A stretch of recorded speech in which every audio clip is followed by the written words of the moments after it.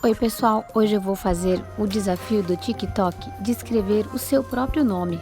Primeiro você escreve o nome de letra de forma, depois escreve novamente por cima e no final escreve de letra cursiva.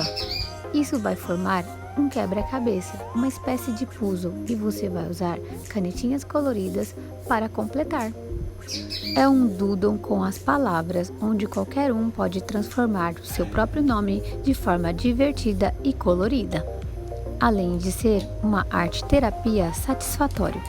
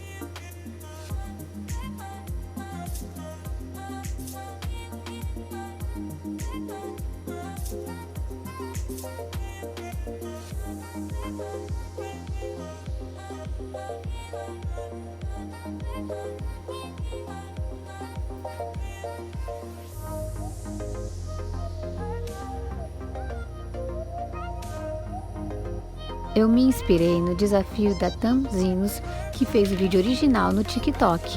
Agora vamos às inspirações. Já tem muita gente que fez e você pode fazer também.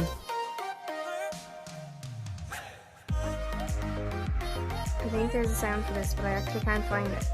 So you just write your name, then write it again,